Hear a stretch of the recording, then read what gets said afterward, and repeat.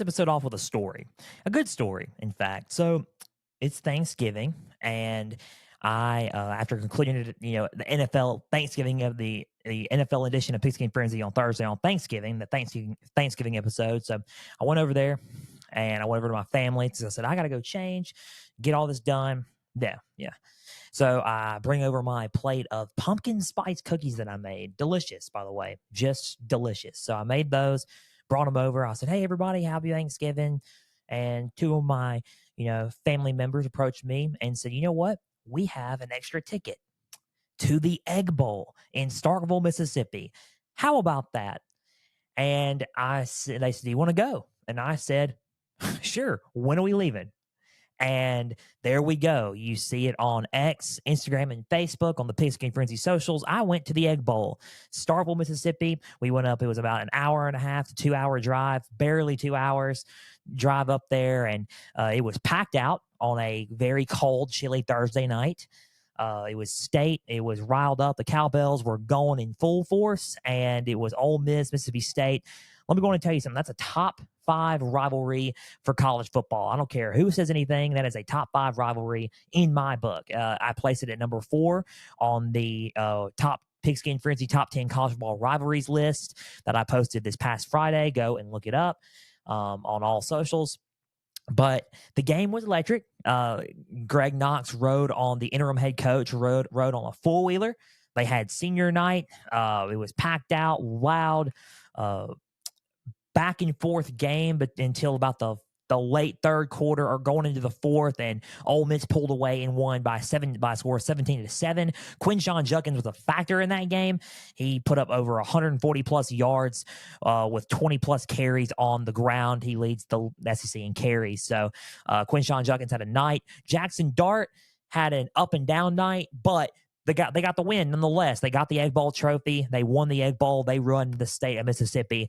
Good coverage that I made of Starkville, Mississippi, and looking to go to more games here in the near future. Hopefully next season we will, since the season's kind of winding down, we will go to more games in the near future. So that was the Egg Bowl. I experienced it, and it was fun. Guys, welcome to Pigskin Frenzy on this wonderful Tuesday afternoon. Thank you for joining us. I'm Joel Norris, and whether you're watching on YouTube, listening on Spotify, listening on Podbean, listening on Apple, a big thank you for taking some time out of your Tuesday to just sit back, watch, and listen to some college football coverage presented by me. Now, if you're watching on YouTube, subscribe to the channel, like each episode, leave comments down below. Spotify, Podbean, and Apple, all you got to do is just share around with others and follow on those audio platforms. Now, Instagram, X, and Facebook, all you got to do is just type in Pigskin Frenzy, follow and like the pages there. You'll get episode updates. You will get news and highlights from across college and NFL football. You will get trivia questions on Instagram stories. Go and answer today's college football question, as well as all things up to date for Pigskin Frenzy. Guys, I know that was a quick, 2-minute to 3-minute story, but good intro there to kick off Showdown Saturday. It was an electric Showdown Saturday, our first Showdown Saturday here at Pigskin Frenzy, and it was electrifying. A lot of games happened, a lot of tight battles happened. In the end, some of the games that I covered got right. I was 3-1 in my Showdown Saturday coverage, and it's now time for Conference Frenzy, as I like to call it. Conference Championship Week has arrived. I'm calling it Conference Frenzy because why not?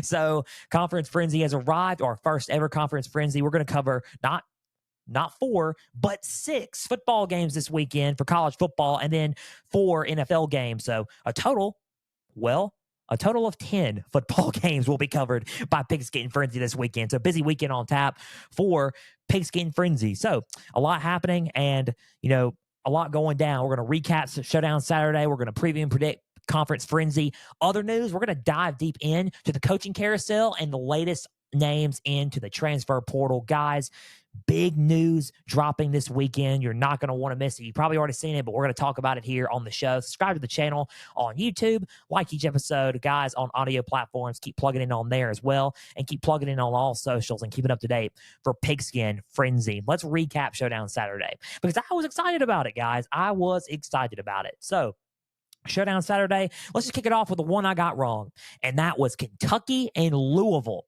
Man, I picked Louisville to win that game.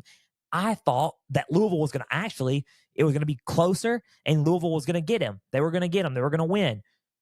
Final score 38-31. Kentucky won this ball game, and guess what? On the road too. On the road, Kentucky is 7-5. Louisville is now 10-2.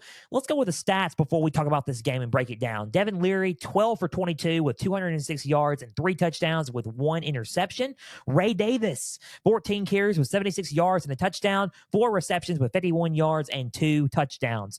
Barry and Brown, 2 receptions with 48 yards. Dane Key, 2 receptions with 25 yards and a touchdown. Isaiah Cummings, 55-yard touchdown reception. And the defense played stingy and forced 3 turnovers in this game. Linebackers J.J. Weaver and De'Aaron Jackson were the highlights of this defense. Weaver racked up 8 tackles and a sack, and Jackson racked up 11 total tackles. Let's go with Louisville stats before we break down the game quickly. Jack Plummer, 24 for 33 with 242 yards and 2 touchdowns with an interception. 11 carries with 19 yards. Jahar Jordan, 17 carries with 67 yards and 2 touchdowns. 3 receptions with 25 yards. Isaac Garandino, 13 carries with 54 yards. Kevin Coleman Jr., 2 carries with 21 yards and a 29-yard touchdown reception. Jamari Thrash, 6 receptions with 60 yards. Nate Kariski, 3 receptions with 25 yards. Joey Gatewood, if y'all remember Joey Gatewood, he was the Auburn transfer quarterback. He played quarterback at Auburn, but now he moved positions, transferred to Louisville, and he is a tight end now. So tight end Joey Gatewood, 2 receptions with 25 yards and a touchdown. Amari Huggins Bruce, 2 receptions with 24 yards and a touchdown. The defense played stingy as well with 2 sacks and 1 turnover, and it was highlighted by defensive backs Benjamin Perry and Quincy Riley. Perry racked up 9 total tackles, while Riley racked up 6 total tackles. So let's break this game down. Kentucky came to play. Louisville came to play also, don't get me wrong, but that game was what rivalry weekend was all about. That was what Showdown Saturday was all about. And I said it weeks ago. I said it in October that Kentucky and Louisville game was probably going to be one of the most underrated contests of Showdown Saturday and of rivalry weekend. That was going to be electrifying. And it was. It was back and forth until the end, and Kentucky won the game late and sealed it by a touchdown. Devin Leary had a game. He had one of his best games, just like he did against Tennessee. That was the key. I said last week that Devin Leary needed to have a sensational game to pull off the upset in Papa John Cardinal Stadium. He needed to play and throw for 3 touchdowns, and not only throw for 3 touchdowns, needed to play a sensational game like he did against the Vols. He lost against the Vols, but who says he wasn't going to lose this game? You know, he could have won this game if he had a sensational game, and he did have a sensational game, and they did win the football game. Ray Davis was electric, not only on the ground but through the air. In the passing attacks, he was electric. He had 2 touchdowns to the passing, and he had 1 rushing touchdown on the ground. So Ray Davis and Devin Leary were just, they were just a 1-2 punch combo right there, man. You know, pick your poison that day against Louisville, and they look good. They look really, really good playing football. They're 7-5.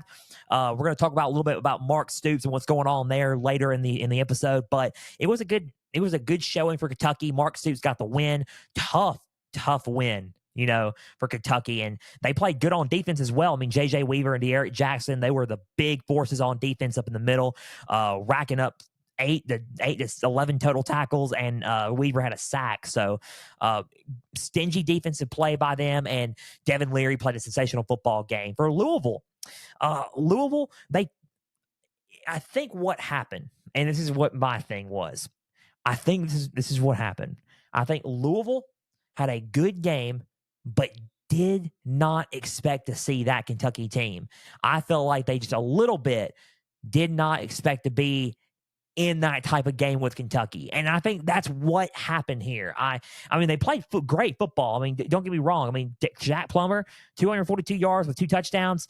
He had 11 carries on the ground with 19 yards. Jahar Jordan was that solid rusher, 67 yards and 2 touchdowns. Jahar Jordan played great on the ground too. They played good football. They did. They just did not expect Kentucky to fight back like they did. And I think that's what threw them off. But Louisville, they're 10-2. Don't sweat it. They got a game coming up Saturday that we're going to talk about. They're in the ACC Championship against Florida State. We're going to talk about that game. We're covering that football game as well. So in Charlotte. So Louisville They just did not expect that type of response from Kentucky, and I just felt like just before they were playing and playing hard and warming up for Florida State, quote unquote. But that's how they viewed it. They viewed it as a warm up until they got into a game with Kentucky from the starting whistle. From the starting whistle to the ending whistle, they were in a game with Kentucky. They did not expect this to happen. I did not expect this to happen. I thought Kentucky was going to lose this one by close, but hey, anything can happen. Rivalry weekend, and anything can happen in Showdown Saturday. Final score, Kentucky 38, Louisville 31. Kentucky ends the season 75. They are going to go to a bowl game. Don't know which one yet, but they will. Can Louisville? They'll go to a bowl game also, but they got a game Saturday. Conference frenzy happening. ACC Championship against Florida State awaits them in Charlotte, 10-2. Let's see what happens there, because that is going to be an interesting story going into Charlotte. Moving on, let's rewind the clock back. Let's go from Saturday to Friday. Let's go back back to the past, blast from the past a little bit. The Civil War, Oregon State and Oregon. Man, Autzen Stadium was electric. Senior night for Bo Nix, and it's senior night for a lot of these seniors who were playing in Autzen Stadium for the final time. Electric crowd, good atmosphere, and the game itself was kind of lopsided. I got it right, but I didn't expect it to be this lopsided. Final score, Oregon 31, Oregon State 7. A lot of people thinking, Joel, why didn't you expect it to be lopsided? A lot of others did. I'm not going to lie. A lot of others did. A lot of my media friends did. A lot of people in the sporting world thought, hey, this was going to be a lopsided game. I myself didn't expect it to be that lopsided, but it was.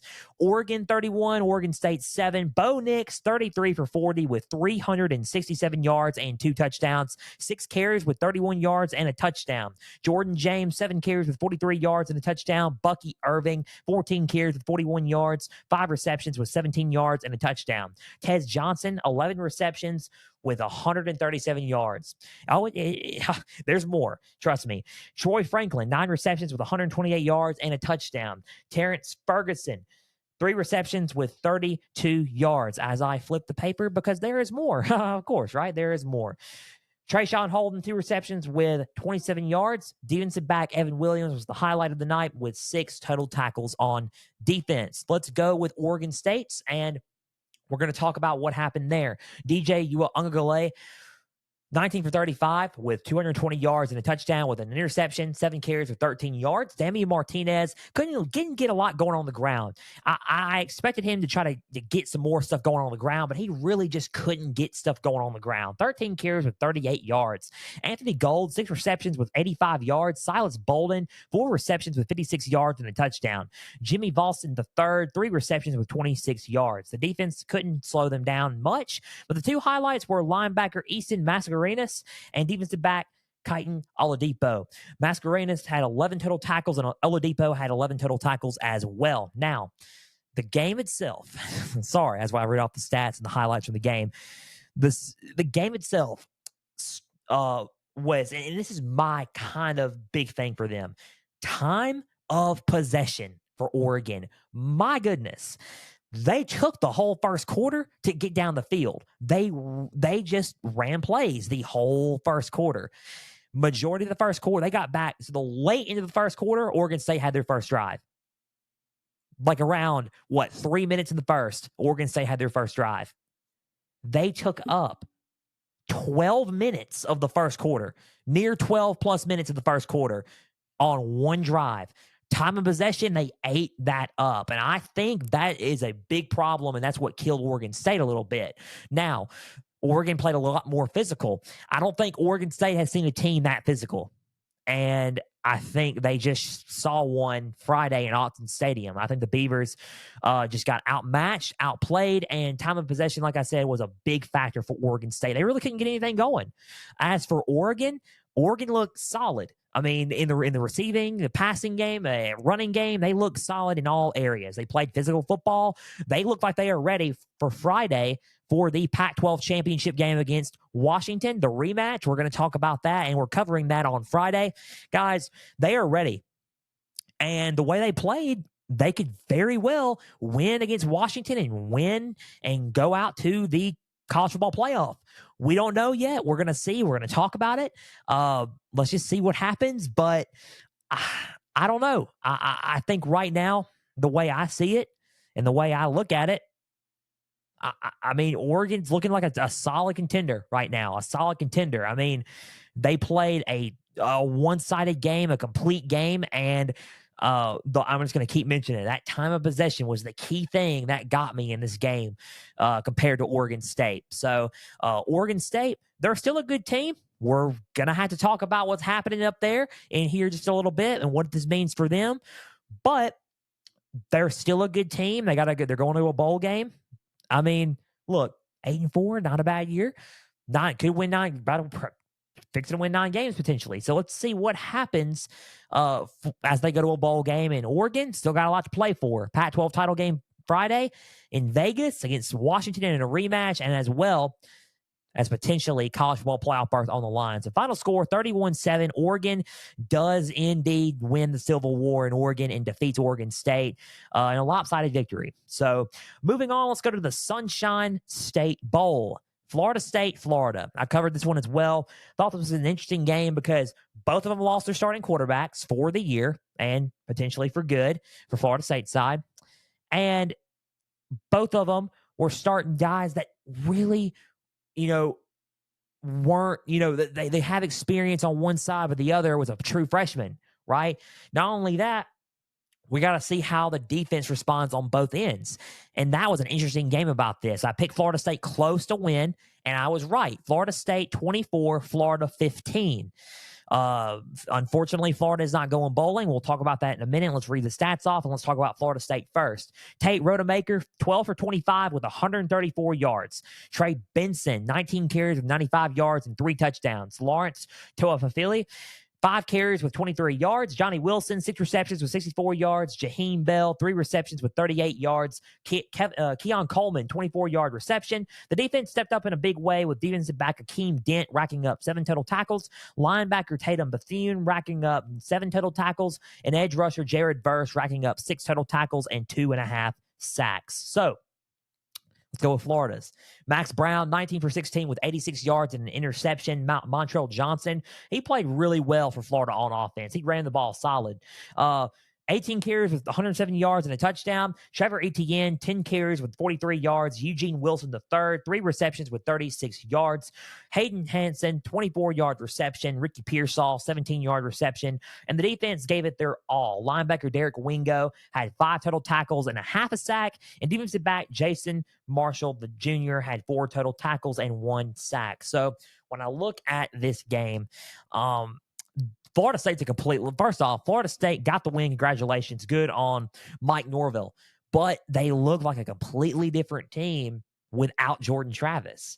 I don't know if y'all have not. I don't know if y'all watched the game. I watched the game. I saw it. They look like a completely different football team. They really do. They do. They look like a different team. A little bit slower on offense. Not as precise, and that's okay because he was their backup. He hadn't started all of it, but now he's thrown into the fire.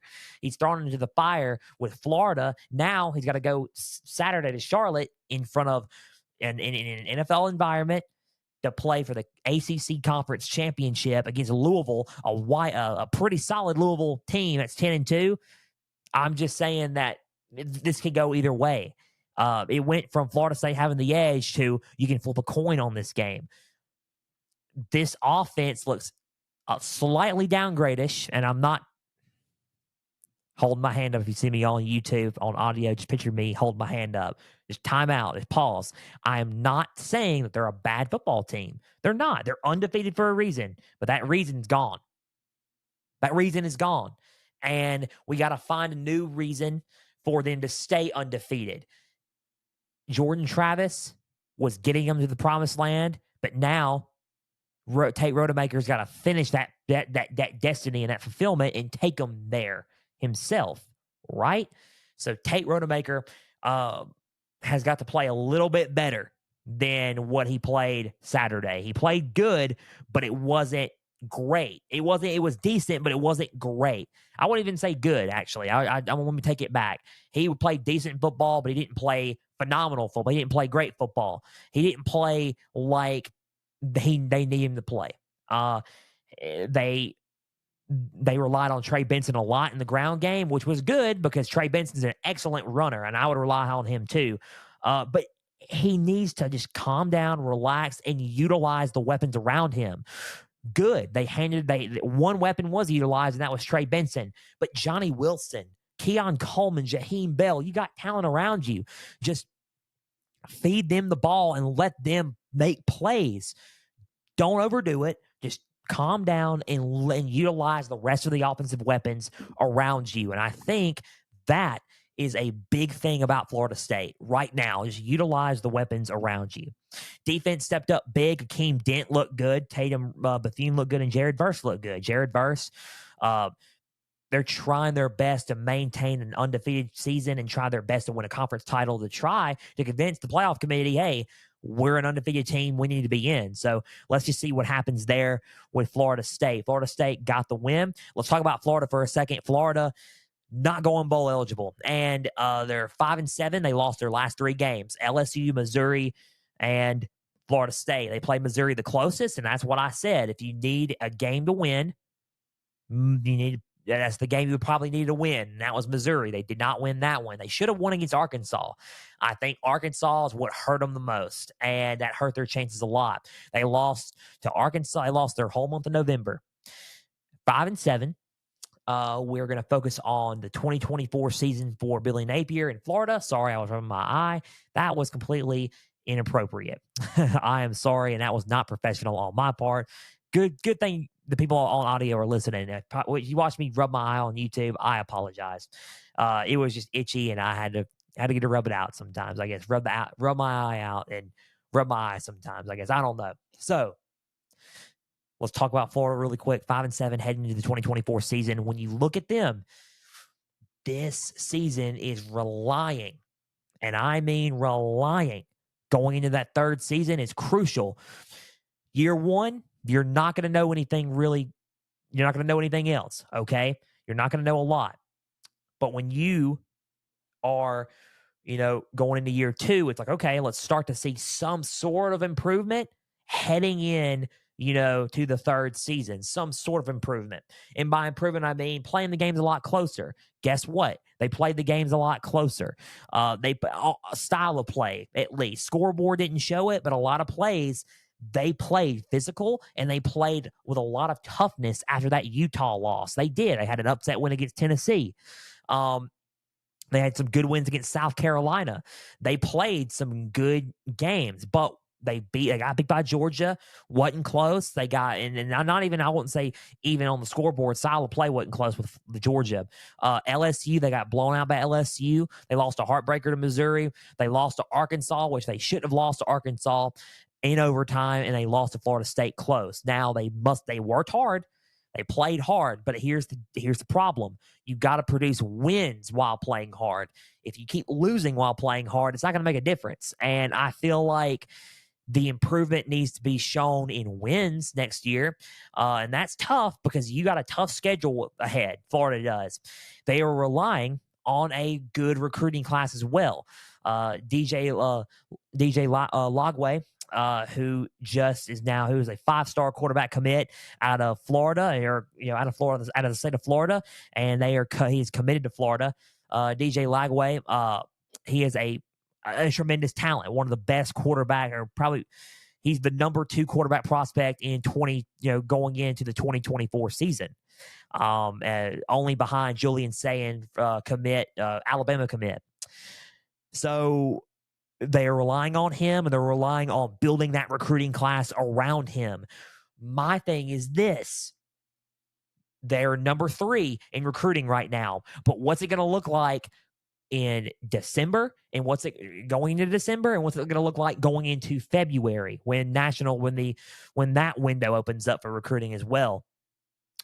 If it's still at number 3, we're on to something. If it dips with DJ Lagway still there, and it dips, it's not really the best sign, because it has been so hyped that the 2024 recruiting class for Florida was going to be something special, and if it's not, and it's delivered on an empty promise, that's the first downfall. That's the first puzzle piece just not adding up. Now, You got a tough schedule as well. You got Miami, you got Texas, you got Kentucky, Georgia, LSU, Texas A&M, Ole Miss. You got Ole Miss as well. You got a tough schedule coming in 2024. A very tough schedule coming in 2024.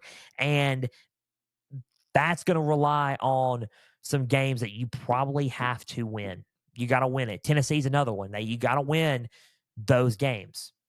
You got to win. You got to find a way to win at least 8 to 9 of those games. If this is the same result that they're going to keep getting, you're going to wonder, is Billy Napier the right coach? And that's not me trying to be like, dude, you're just making up stuff now. I'm being serious. I'm covering college football now, but I've watched the sport for many years. I know how it runs.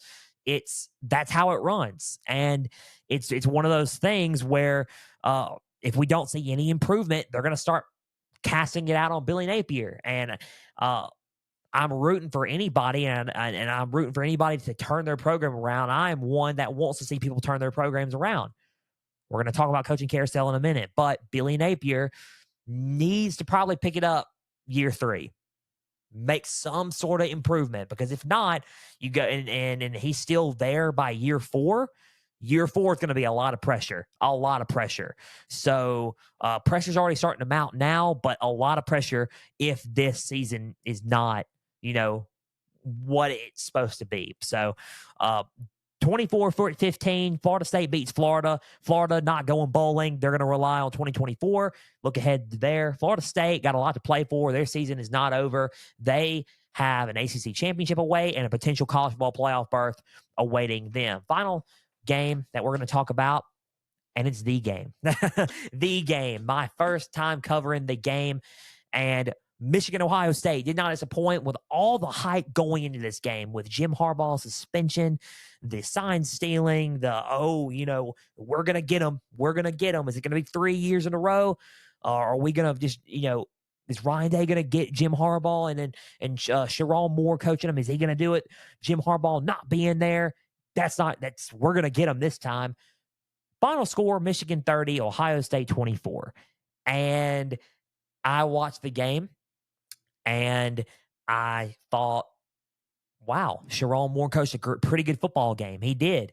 That defense was stingy, but Ohio State played them close. Ohio State played a good game, and it was a game where if you win, you're in. If you lose, you're out, and it's going to reflect on the college football playoff rankings, and it's going to reflect on my rankings as well. So if you're in, you're in. If you win, you're in. If you lose, you're out. And there are too many teams that are playing in conference championships this weekend who have 1 losses.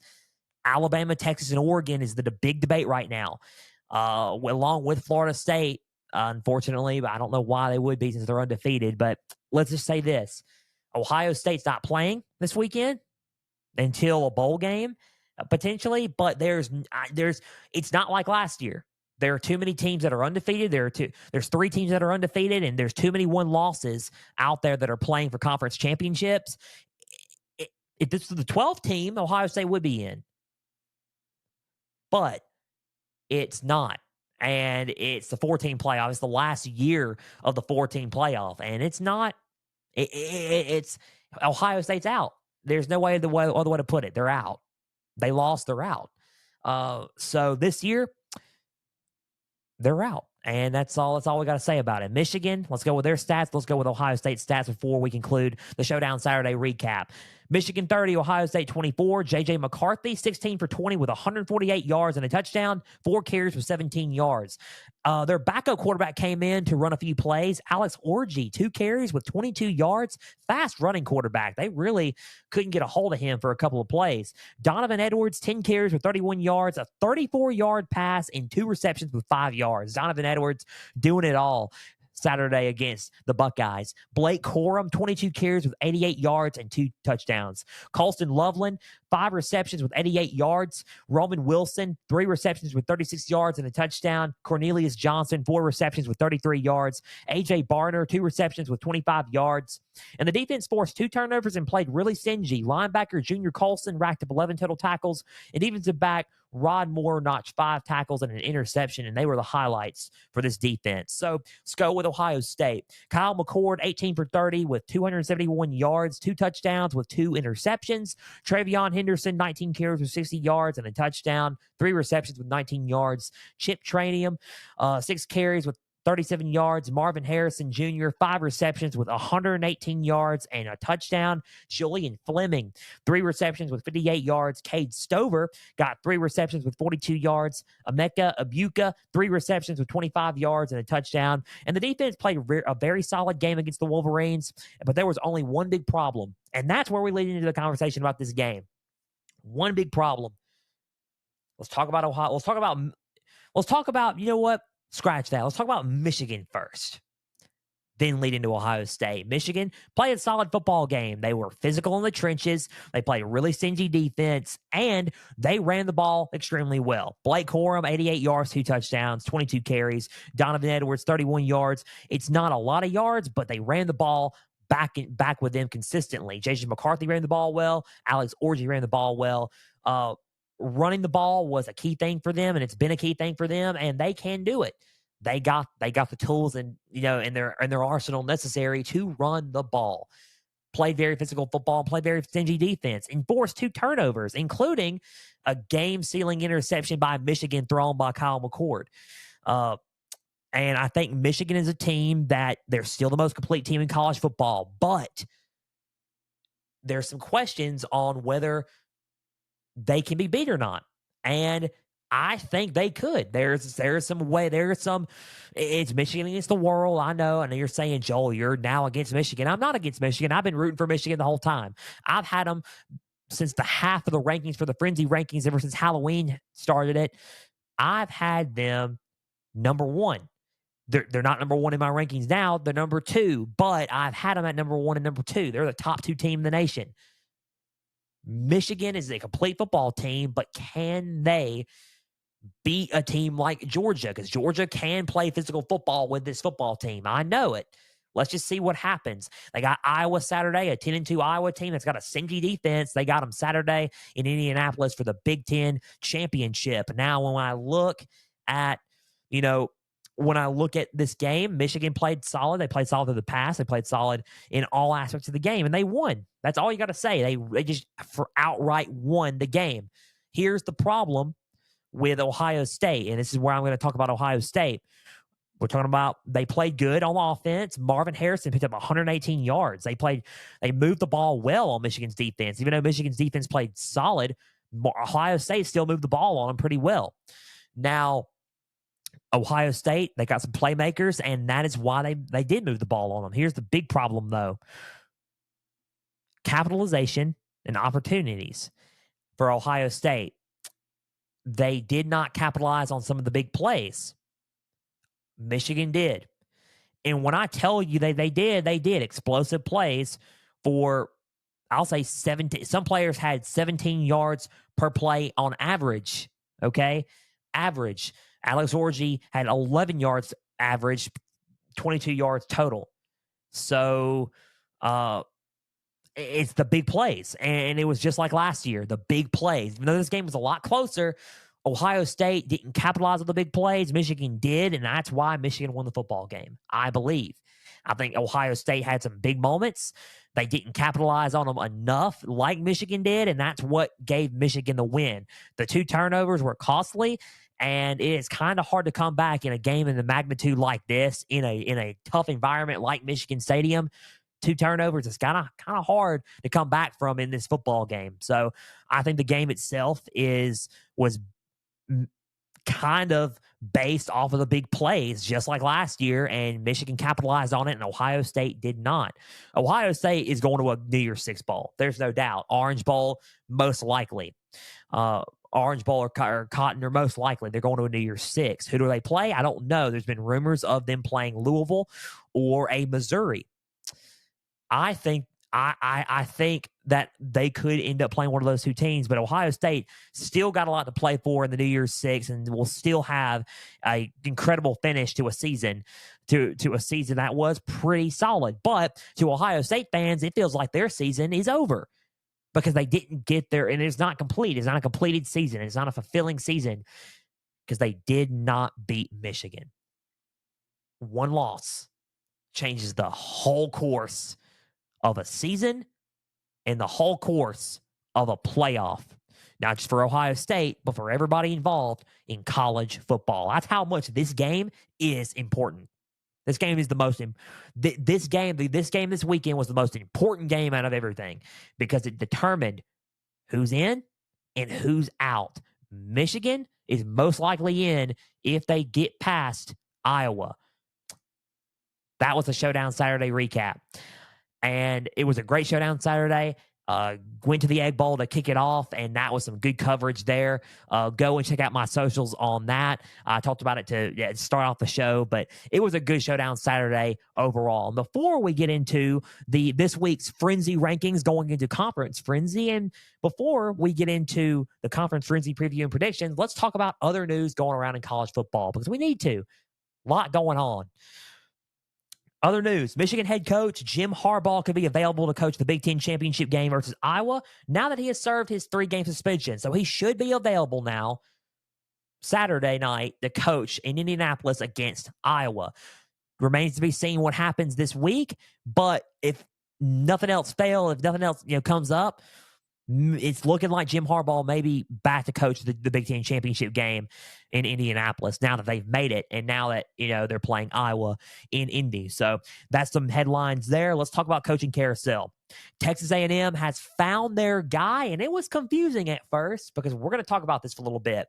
Texas A&M has found their guy. Texas A&M has hired Duke head coach Mike Elko to be their next head coach. Now, Texas A&M, late Saturday night, there were some rumors and some stuff flying around that Kentucky head coach Mark Stoops was going to be the next head coach at Texas A&M. That's why I said earlier that we were going to mention Mark Stoops, and we're now mentioning Mark Stoops. So, hello, Mark. So, everyone was saying, what? About this hire? What? I mean, Mark Stoops, why? He may have won 10 games at Kentucky, but can he do it at A&M? I don't think he can. I don't think he's the right fit. Yada, yada, yada. So, and I say yada, yada, yada like that because that's what it was. Blah, it was a lot of, talk, right? So, Texas A&M, we're going to hire Mark Stoops. Then it came out that Mark Stoops, like about an hour and a half later, that he was staying at Kentucky. Mark Stoops released a statement and said that I am proud to be a Wildcat. We got a good win today. It made me realize, and while the rumors were true, that I was contacted by by a team for another opportunity, Texas A&M, for another opportunity. I chose to stay at Kentucky after winning this game today. And I was proud of it. There's a better time to be a Wildcat. We're going bowling, and I'm on a job that I love, and there's some good things happening at Kentucky. Mark Stoops is staying as the head coach for the Kentucky Wildcats. So, what I say about that is, it looked like the job was in play, but due to the fan backlash, they all backtracked. Every last one of them backtracked, and the offer was rescinded, and it was backtracked because of the fan backlash. We cannot run the sport like that. Do not rescind an offer due to fan backlash, okay? We can't rescind. We can't do that in college football. Now, Mark Stoops, I like Mark Stoops. I think he's a good coach. He's a good coach at Kentucky. Do I think he was going to be a fit at A&M? I can't really judge that, but I will say this. He's a good fit at Kentucky, and I think where he is now is a perfect spot for him. So, talk about Mike Elko. Duke head coach Mike Elko has been hired per Pete Thamel of ESPN. So Mike Elko, the two sides agreed Sunday, late Saturday night, going into all day Sunday. They've agreed, and press conference was yesterday. And let me go on and tell you something. Mike Elko sounded ready. He sounded prepared, and he is ready to be back home. He was the former defensive coordinator for Jimbo Fisher at Texas A&M. And it went to Duke to be their head coach. Had a good season at Duke. He's had a good 2 years at Duke. He's had a good couple of years there. He has done well this season with Riley Leonard and Jaquez Moore and Jordan Waters. He has done really good with that team. Now everyone's going to sit there and say, "Oh, he's a good fit. He's a good fit. He is a fit there." Okay, yes, people are going to have their opinions. People are going to say he's not a good fit there. He's, they shouldn't have hired him. Understandable. There's all mixed opinions on who everybody hires, right? Everybody's gonna have some chatter or some opinion. Okay. Now people are asking me, Joel, what do you think of the hire? I have no opinion on it. I have no opinion on it, and I'm gonna tell you why. He's got to answer through his performance. He's going to answer through his actions. He's going to answer questions through his actions. And here are the questions. Can he recruit at a high level? High school recruiting in the state of Texas and throughout the SEC. SEC recruiting is big. So can he recruit and out-recruit everybody in the SEC? That's one. Two, can he utilize the NIL and can he utilize the transfer portal properly? That's two things that are big with a program like Texas A&M. Three, can he utilize those resources that he's got around him at Texas A&M, and can he utilize them properly? Four, can he create a solid enough and most likely, hopefully, an elite coaching staff to try to either A, get him to the playoff, or B, win the national championship, or even just contend regularly? If he answers those questions, then the proof is in the pudding, right? The proof's in the pudding. That's the answer. The proof is in the pudding. If he answers all those questions, then he's the right hire for the team. If he doesn't answer those questions and he's not doing all those things right, that answers your question also. I cannot have an opinion. The proof's going to be in the pudding, and that is the best way to put this hire. The proof's going to be in the pudding. So let's see what happens with the pudding, and let's see if that proof is in there. So Texas A&M has hired Duke head coach Mike Elko to be their next head coach. Let's see what happens and what's going to go down with A&M through here. Mississippi State has also found their head coach. Mississippi State has hired Oklahoma offensive coordinator Jeff Lebby to be their next head coach. Did not see that one. I will admit that from right off the bat. I did not see that one coming. I didn't see him leaving Oklahoma to go to Mississippi State to be a head coach, but they offered it to him. Jeff Lebby was also the former offensive coordinator under Lane Kiffin at Ole Miss. So he's a good offensive mastermind. Will he convince a quarterback like Will Rogers to to stay an extra year? We're going to talk about Will Rogers here coming up in a little bit.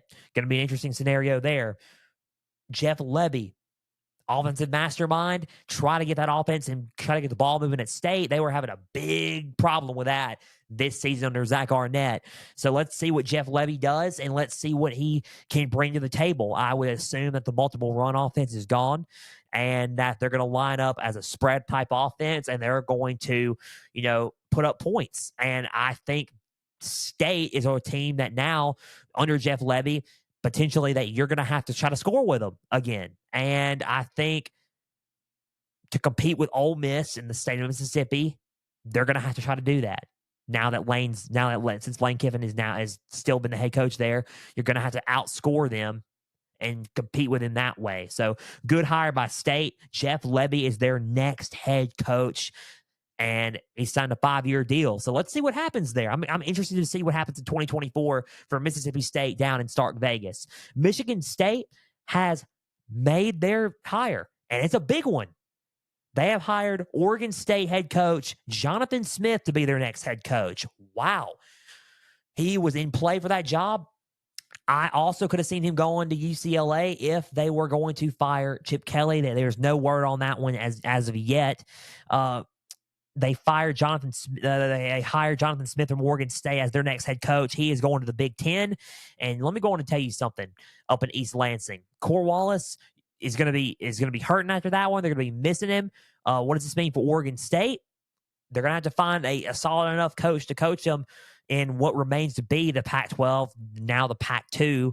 But we're going to have to see where Oregon State goes from here. But Michigan State, they got to find a way to recruit at a high level, especially since you got Michigan, Ohio State, Penn State, UCLA, USC, Washington, and Oregon all in the Big Ten now. So you're going to have to figure, and Wisconsin.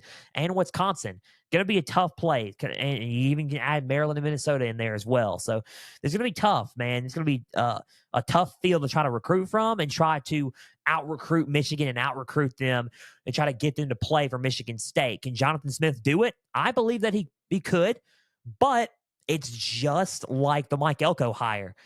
The proof's you're going to have to be in the pudding. You got to have to answer the questions. Can you recruit at a high level? Can you utilize the NIL and transfer portal properly? And can you bring up an elite coaching staff or a pretty solid coaching staff to contend in the Big Ten? Let's just see what happens there. I'm curious to see what happens with Jonathan Smith as their next head coach. Syracuse athletic director John Wildhack met with former Florida and Mississippi State head coach Dan Mullen last Wednesday. Interesting story there.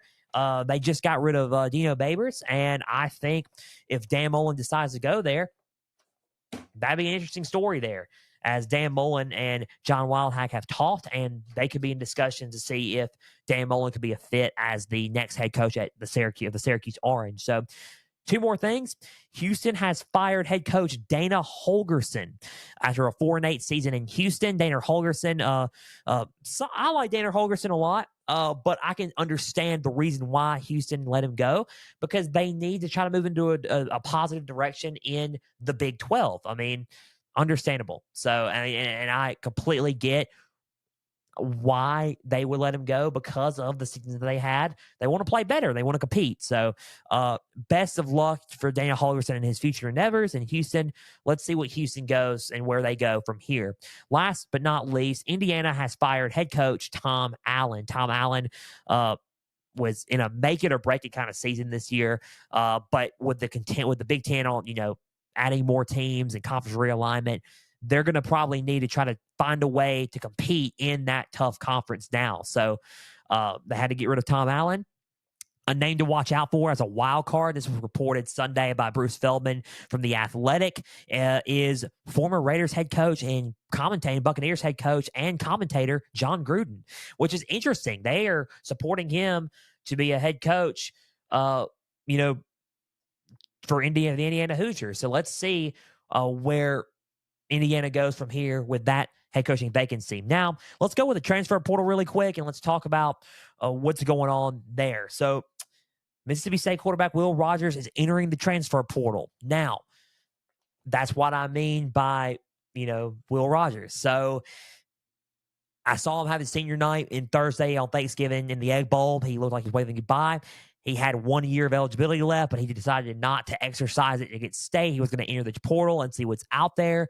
But however, there's a slight chance that he may be willing, and he could, who knows, to listen to what Jeff Lebby has to say, because that's an offense that he could actually probably play well in. I know he was an air raid quarterback with Mike Leach, but he can throw the ball out and spread it out a lot more under Jeff Lebby. So he could be utilized well in Jeff Lebby's offense. So let's just see what happens there with Will Rogers. He has entered the transfer portal as of now, though. Utah quarterback Nate Johnson is also entering the transfer portal due to the fact that probably Cam Rising is coming back and he wants to try to find an opportunity elsewhere. A good landing spot I could see Nate Johnson going to is in Arizona. I could see him going under Arizona under a Jed Fish. I think that would be pretty interesting there. Let's see what Nate Johnson does as he has entered the transfer portal. Texas A&M quarterback Max Johnson has entered the transfer portal for a second time. He previously transferred from LSU to Texas A&M, and he is now entering the transfer portal for a second time as the window opens up December 4th. So let's see where Max Johnson goes from here as well. Vanderbilt quarterback Ken Seals is entering the transfer portal as well. Florida tight end Jonathan Odom is also entering the transfer portal, as well as Oklahoma wide receiver DJ Graham is entering the transfer portal. These are the notable names that are in there, along with Tyler Shaw and for Texas Tech and Spencer Petras from Iowa. These are some big names here in the portal, and I expect to see more big names in the transfer portal as the December 4th window opens up. And let's see who needs what and let's see how the recruiting shapes out for this. We don't know yet, but December 4th, I think we can also talk about what's happening there. So December 5th episode of Pigskin Frenzy, we can talk about the transfer portal, and we can talk about where everybody's headed and the early window and who's entered and who's at top of the recruiting rankings. I think that'd be a fun episode there. So you got a have a good recruiting ranking in the transfer portal and utilize this portal, especially in the early window. So those are the names that are in the transfer portal, and that's the latest news and highlights for the portal. So let's dive deep into the Frenzy College Football Playoff rankings, and let's talk about who is entering where heading into Week 14, also known as Conference Frenzy Week. So Conference Frenzy Week, and then we're going to predict Conference Frenzy and look ahead at the games that we're covering, which is 6 games. So 25, hello to SMU. And I think SMU has a solid offense. They're 9th in FBS and offense, and they're a solid team. They're 10-2. They play Tulane in the American Championship in New Orleans at Tulane. So let's see where it goes from here. It's SMU entering at 25, good spot for them. Oregon State falls from 17 to 24, had a tough loss there. Not completely out of the frenzy rankings yet in my eyes, but 24 is a good spot for them, and I think that right now they're teetering a little bit. So 24 for Oregon State. 23, Tennessee. Nothing's really changed about Tennessee right there. They're at 23 after a strong win against Vanderbilt. We'll see what bowl game they will enter coming up later on, and after Saturday. So going into this coming up Sunday, Selection Sunday will be it. So Toledo is 20, Tulane is 21, Oklahoma State is 22. So Oklahoma State at 22. They were at 20. I dropped them down 2 spots because they were losing a little bit of that game against BYU. And I think 22 right now, after that game, even though they won, was a good spot for Oklahoma State to fall back to. I think 22 right there because they didn't look too flashy. And I think I think dropping them back a couple of spots is good right there. So Tulane at 21, they play SMU. Let's see what happens there. They're 11-1. Michael Pratt's going to have a sensational game. Toledo going into Conference Championship week. They are number 20. Liberty at number 19. They have a conference championship against New Mexico State. Jerry Kill and New Mexico State. They just got done beating Auburn a couple of weeks ago. Let's just see what happens there. 18, NC State. A solid team, solid win against North Carolina, and they're a good football team. And I think at number 18, that's where they need to be. Go Wolfpack. They're at 18. Notre Dame at 17. They had a good win against Stanford, and I think moving them up to 17 is good suffice. So number 17, Notre Dame. Number 16, Louisville. They were number 9 on my list, but they've fallen all the way to 16 after that tough, heartbreaking loss to Kentucky. Let's see if they can move back up after, if they play, a tough Florida State team Saturday. So let's see what happens there in the ACC Championship. Iowa, number 15, they got Michigan Saturday, 10-2, and they are facing probably the second or first best team in the nation, top 2. And let's see if they can find a way to upset and pull it off Saturday night in Indianapolis. Number 14, LSU, 9-3, had a strong ending to their season, trying to win 10 games. Let's see what they have with the committee and what everybody has for them Sunday. Rumors are floating that they are going to play Notre Dame or NC State. I think those 2 matchups are pretty good, especially Notre Dame, since Brian Kelly used to coach there. The drama with that one. So we're going to have bowl game coverage each week until the national championship, by the way. So we'll talk about that later on. Number 14, LSU, Jaden Daniels for Heisman. That is what the games are about, or have been about after the Alabama game. So number 13, Penn State. Penn State, I would keep them there. They had a strong ending against Michigan State, but I think 13 right there is not enough to move them up or down. So Penn State at 13. Arizona at 12. Strong showing in the Territorial Cup against Arizona State. They played pretty well. I think they jump Penn State, and I think that number 12 is a good spot for them. So Ole Miss at 11 after winning the Egg Bowl. They looked pretty good on the ground. Questions, a little bit. About after they played Georgia, they kind of teetered a little bit. They kind of slowed down. Let's see what New Year's Six Bowl is presented to them for, for Ole Miss coming up Sunday. Oklahoma at 10 played pretty good football against TCU Friday, and they look good, and they look good winning. Oklahoma at 10, heartbreaking that they missed the Big 12 championship after losing to Okie State, but Oklahoma State is in. Oklahoma is not in the Big Conference championship, but they might be in a New Year's Six Bowl. Let's just see what Oklahoma does. They're at 10. Number 9, Missouri. Missouri, still strong football team. They, I would say, dominated Arkansas Friday on Black Friday, and they played a pretty good. They've had a pretty good run. So number 9 could potentially get into New Year's Six. Let's see Sunday. Let's see what happens there. Ohio State at 8. Ohio State at 8. They go from 3 to 8 on my rankings because of that game. I cannot rank Ohio State ahead of a Texas, Alabama, or Oregon. I cannot, or Florida State even. I cannot. There are too many one-loss teams that are playing for the conference title. There are three teams that are playing for a conference title that are one loss, and there are undefeated teams playing for the conference championship. They're not in it. I can't put them there. We'll see what the committee has for them Sunday. Ohio State at 8. We'll see where everybody is ranked tonight on the college football playoff rankings show. That's the last one before Selection Sunday. So let's see what happens. Number 7, Oregon. I have them at 7. I think a lot's going to show Friday night, and let's see what happens there. They're a complete team. That's going to be a tough game. Let's see what happens. They may have to show a lot in this game to impress the committee. Number 6, Alabama. You're thinking, what? What? You did it? You did it again? Yeah, I did it. Number 5, Texas. So Alabama's at 6. Texas is 5. Alabama played a good ending to an Iron Bowl, but they did it. Let me just say this. I'm just going to say this. They weren't the better team in the Iron Bowl. Auburn was the better team. What? Auburn lost to New Mexico State. Yeah, they did. That was last week. This was this past Saturday. Auburn out-physicaled Alabama, beat them in the line of trenches.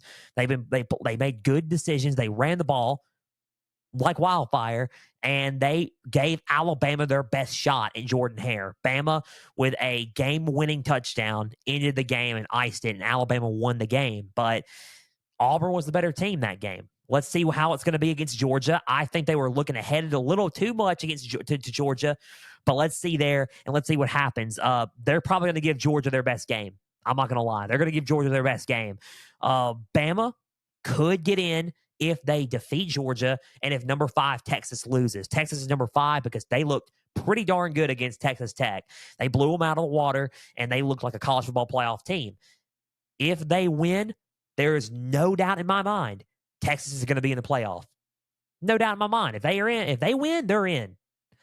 So number 6, Alabama. Number 5, Texas. Texas is going to have to lose for Alabama to make any noise.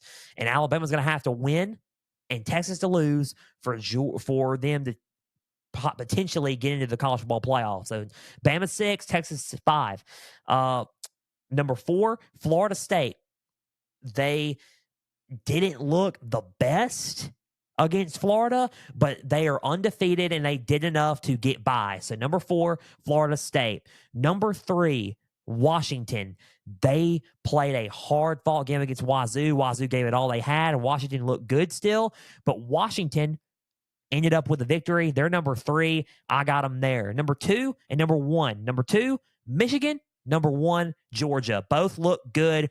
I just don't think there's enough for a switch right now. I think you would argue because of the Ohio State win that Michigan would go back to 1 on my end, but I think Georgia played a very underrated Georgia Tech team, and they beat them close, but Georgia ended up showing why they're the number 1 team once again. So Georgia number 1, Michigan 2, and Washington 3, and Florida State 4. So the playoffs for today, those would be the 4 now. Those are the Frenzy college football playoff rankings for Week 14 Conference Frenzy. Now, I will release my final rankings and who I have in my top 4 Sunday before the selection show. So I will post it on X. I will post it on Instagram, and I will post it on Facebook and release my rankings before the selection show on Sunday. And then I will announce my final rankings next Tuesday as well from the socials on the podcast episode next Tuesday. So not only will I reveal them before the selection show Sunday, I will also talk about my final rankings on next week's Tuesday's episode of Pigskin Frenzy. So let's go into Conference Frenzy preview and predictions before we conclude today's episode of Pigskin Frenzy. 6 games. Let's go with SMU and Tulane. SMU at Tulane for the American Conference Championship. Group of 5. For Tulane, they really have to find a way to slow down their offense. And I think for Tulane, they got to find a way to slow down their offense and the weapons around them.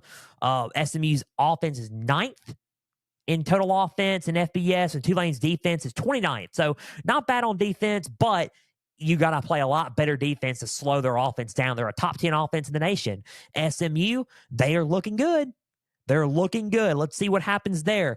For SMU, they got to play a perfect defensive game plan and find a way for Michael Pratt to not have a sensational game. Because for Tulane to win, Michael Pratt's got to have a sensational game. So for SMU, they got to find a way to slow down Michael Pratt and to pressure him into not having a sensational game. So who wins this ball game?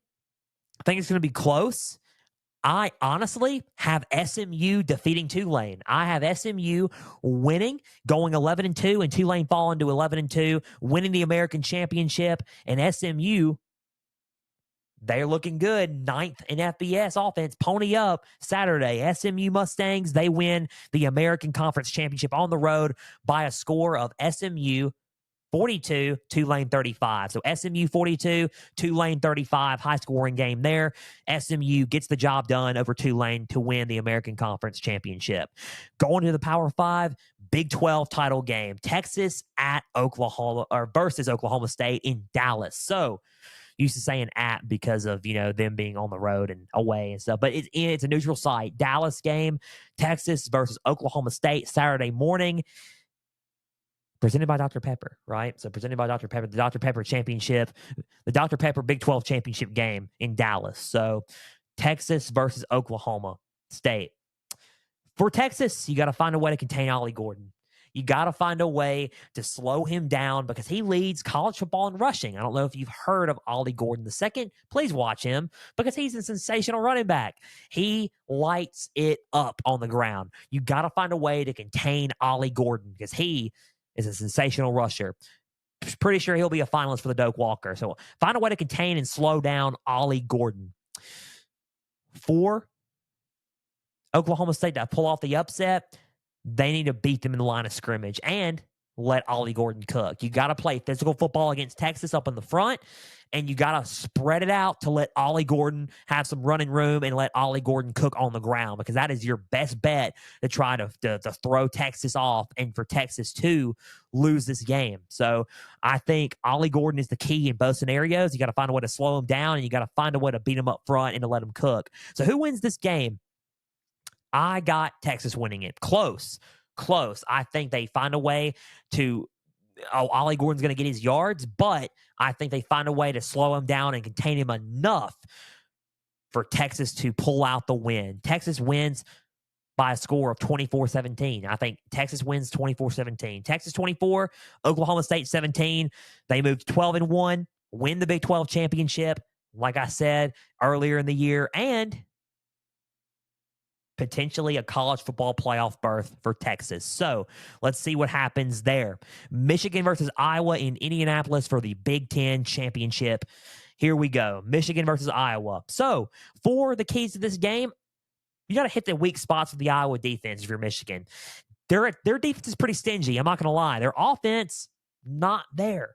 But that's my next key in a minute. They got to hit the weak spots of this defense, run the ball particularly well, and kind of gas them out a little bit on defense, and then put the points up, and then just win. And then that's how you got to do it. It's expose the weak spots and just figure out what the weak spots are of the Iowa defense and the Hawkeye defense and figure it out.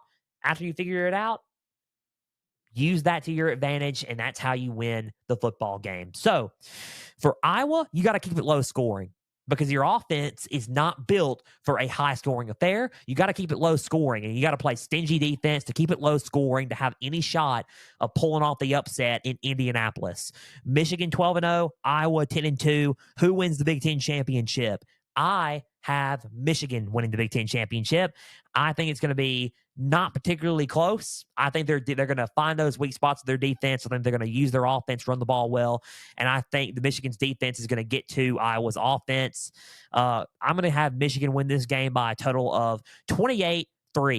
Michigan 28, Iowa 3. Michigan wins the game, and they win the Big Ten championship, and they go to the college football playoff in the process. So Louisville versus Florida State in Charlotte. Who? Mighty do, mighty D there. That's all I got to say. Mighty do, mighty D. That was a weird way of putting stuff. So Louisville versus Florida State, 10-2, 12-0 in Charlotte for the ACC championship game.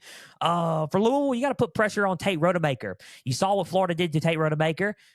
They pressured him, got a couple of sacks on him. They looked like he was under pressure. And I feel like if you put some pressure on him and bleed that in to his environment, because he's going to be in a pretty packed out environment in the NFL environment here, I think that's a key here. Honestly, I think if you put pressure on Tate Rodemaker, Louisville can have a shot at pulling off the upset here. For Florida State, you got to utilize your weapons on offense. I said it again when we were talking about recapping the Florida game. You got to use your weapons on offense. You have to utilize Jaheim Bell. You got to utilize Trey Benson, Keon Coleman, Johnny Wilson. You got to utilize all those guys. If you utilize all those guys, everything's going to be fine. Fine and dandy, right? So you got to utilize all those guys. Make Tate Rodemaker, make him a quarterback, but make him dish it out to some of those weapons and make the weapons explode, make them do the work. You make it a team effort by both ends. Don't put all the pressure on yourself. That is a key for Florida State to win this football game. Who wins? And I think it's going to be a close game, honestly. However, I think Florida State finds a way to get this one done. I really do. You're going to think, really? With Jordan Travis out, they're going to win the ACC championship? I really do. I think they're going to utilize the weapons, and I think the weapons are going to be too much for Louisville to handle. I think Louisville's a good team, and they're going to keep it close, but I think Florida State wins this game and goes 13-0 and potentially to the college football playoff. Florida State, they win it 17-10. Florida State 17, Louisville 10. I think they're going to keep it low scoring. They got the defense too. And I think that Florida State wins 17-10 and Louisville goes 10-3. Florida State goes 13-0 and on their way to a college football playoff. Louisville goes to a pretty solid bowl game. So don't hang your head. You made it to the ACC championship, but Florida State gets the win there. Now, two more games before we conclude today's episode of Pigskin Frenzy. The rematch, Oregon versus Washington in Las Vegas on Friday in the Pac-12 Championship, which could be the final Pac-12 Championship game. Oregon versus Washington, the rematch. And we're going to talk about this for a little bit. So for Oregon, they're 11-1. Washington is 12-0. That one loss was to Washington. They played each other in October. Oregon missed the go-ahead field goal, and they lost in Seattle. So for Oregon, big thing here, you got to avoid the mental coaching errors like last game. I think that's a good key here. You avoid a lot of the coaching errors that you made. For example, going for it on fourth down when you could have kicked the field goal. And not only that, going for it on certain times where you didn't have to go for it. Running this play when you didn't have to run it. I felt like those were some of the big coaching errors that Dan Lanning made, and he was trying to see if it worked. He made those mistakes, and I don't think it's going to happen. Hey, it could happen again. It may not. Who knows? But he's got to avoid those mental coaching errors like last game. So now for Washington, you got to try to out-physical the Ducks. The Oregon Ducks are the most physical team in the Pac-12 this season. I think they're the most complete team in the conference for sure. But Washington has to figure out a way to out-physical them in Las Vegas. Out-physical them. Michael Penix obviously is going to play good. So is Roma Dunze and Jalen McMillan and Jalen Polk and Dylan Johnson. They're going to play good, but you got to out-physical them up front and make some of those plays happen physically. So I think outmatching them physically would be a key point of victory for the Washington Huskies. So who wins this football game and who wins the rematch and who wins the Pac-12 championship? Playoff berth on the line. I think Washington's going to come out and they're going to put in their best effort. I picked Washington the first time, and I got it right. I said Washington was going to win, and they got it. Washington was white hot. I think Oregon is hard to pick against Oregon. And right now, it is definitely hard to pick against Oregon. I got the Ducks winning this one. You're thinking, you just picked Washington in October only to pick the Ducks in December? Yes. I got Oregon winning the rematch. I think Oregon wins this one. I think Oregon wins a close one.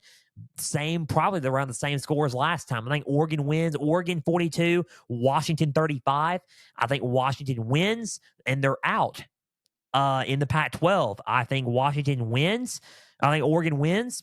Oregon wins the Pac-12 championship and potentially goes to the college football playoff. Washington loses and they're out, and they go to a New Year's Six bowl. But close game, back and forth. I just don't see Dan Lanning making some of those mistakes that he made last time. And I think Oregon is too much of a complete team right now, and that loss really hurt him hurt him at first, but then fired him up to go on a warpath to claim the Pac-12 title game. So Oregon wins this one 42-35, and they beat Washington by a touchdown.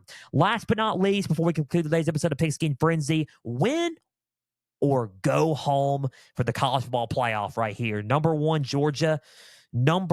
In the playoff rankings right now, number 8, Alabama. We'll see what happens later on tonight. But in my rankings, number 1, Georgia, number 6, Alabama. For the SEC championship game in Atlanta, college football playoff on the line for both teams. For Alabama, you have to out-physical Georgia and try to tire them out by running the football. That is a big key for Alabama here. You got to run it with Jalen Milroe. You got to run it with Jason McClellan, Roydell Williams, Jamari Miller, everything. You got to throw a running game off. You got to throw a running offense at them and to try to tire them out and out physical them up front. You got to play physical football against Georgia, and you got to try to tire them out.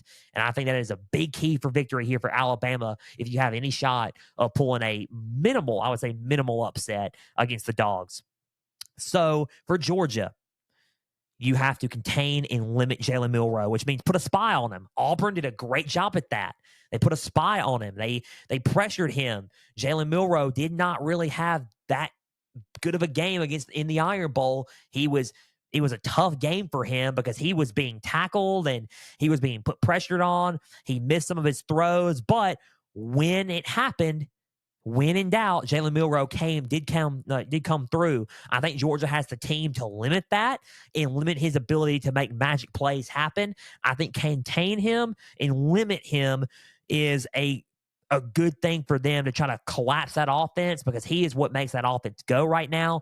So to collapse Jalen Milroe and to just collapse all that would be to collapse their offense. And I think that is a good point of victory for the Georgia Bulldogs to stay undefeated and go to the college football playoff. So who do I have winning this football game? Who do I have winning it? I have the Dogs winning it close. You're thinking, dude, Alabama, you were hyping them up earlier, telling them about backing them into a corner. You don't back Alabama into a corner. You still don't. I may get this game wrong. Bama may win. But here's the deal. I just think that the weapons that Carson Beck has can outweigh what's happening with Alabama right now. And I think they're going to move the ball in Alabama. I think Georgia is going to score late and find a way to get this one done in a close one, and they win the game. Georgia 31, Alabama 28. I think they score late. Georgia 31, Alabama 28, and Georgia wins the SEC championship, goes to the college football playoff. They're 13-0. Alabama goes to 11-2 and goes to a New Year's Six bowl in the process. So that just about does it for Pigskin Frenzy as we get ready for Conference Frenzy this week. A big thank you for taking some time out of your Tuesday to just sit back, watch, and listen to some college football coverage presented by me. Now, if you're watching on YouTube, subscribe to the channel, like each episode, leave comments down below. Podbean, Spotify, Apple, all you got to do is just follow on there and just share around with others. X, Instagram, Facebook, all you got to do is type in Pigskin Frenzy, follow, like the pages there. You'll get episode updates. You'll get news and highlights from across college and NFL football. You will get trivia questions on Instagram stories. Go and answer today's college football question, as well as all things up to date for Pigskin Frenzy. Guys, we are moving sets Thursday. I am leaving the state of Mississippi. We are moving to Illinois. So I will have a new setup next week, and it will be, I think it'll be pretty cool. I think I'm going to have a new setup and a new office area for me to film and record the show on YouTube. If you want to see it on there, we'll have a new setup and everything, but we will be moving and I will be changing sets. So this set will be the last 2 episodes you will see of this set for good. So we will have a new area for work here for Pigskin Frenzy. Guys, until Thursday, I'm Joel Norris signing off. We will cover NFL then. And for everybody out there, stay the course.